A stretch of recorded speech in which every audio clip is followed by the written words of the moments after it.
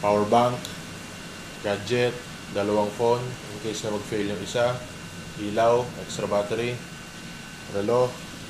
Lalagay ko lahat dito sa camera bag na may waterproof na lalagyan.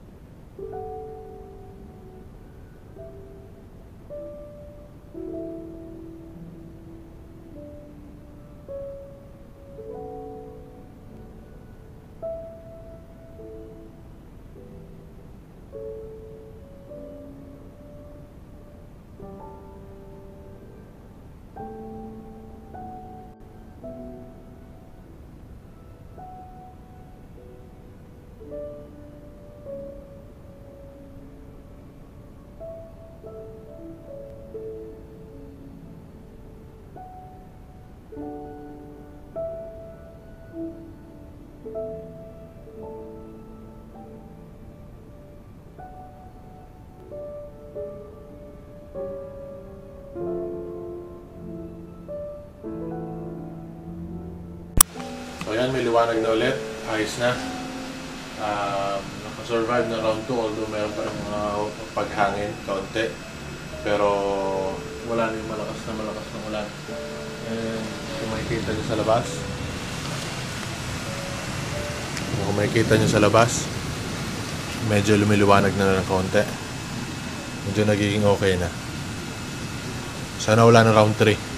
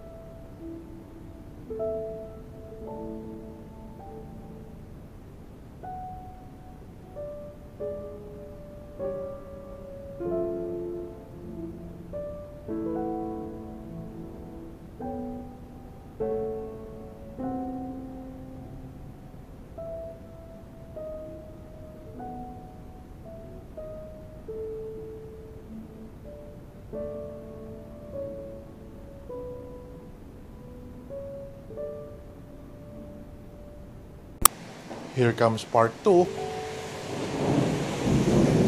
Hindi pa nakaka-recover. Meron na naman. So, kidlat kulog. Lakas ng hangin. So, ayan pa yung kanina. Shit. Lakas ng hangin. Sobrang lakas. Ayan na naman. Here it comes again. Sigawan na sila. Sabit na naman doon. Ayan na naman.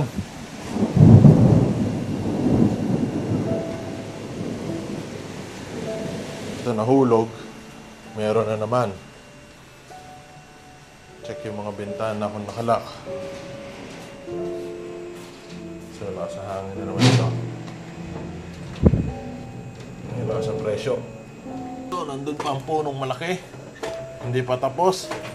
May round 2 pa. Sarado ko to para walang pressure ng hangin. Kasi tagusan eh. May na. Mahampas na naman. Kidlat, kulog. Ang lakas. Ipo-ipo na lang ang kulang. So, ayun. Yung basura natin ay nandoon. Hindi ko makuha. Sorry, at baka mahulog ang alulod. Nilipad yung basura. Hindi ko alam kung akin o kung kanino yun. Pero may color blue dun na basura. Sarado ka muna. Walang choice. Kung gano'ng kalakas ang hangin, no? Steady. Kaya nakakatakot. Wala ka na naman makakita sa labas. Nag-washing machine ng langit.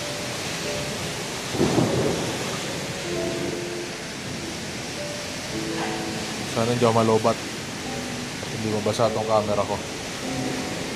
Power bank, gadget, 2 phone in case na mag-fail yung isa, ilaw, extra battery, relo.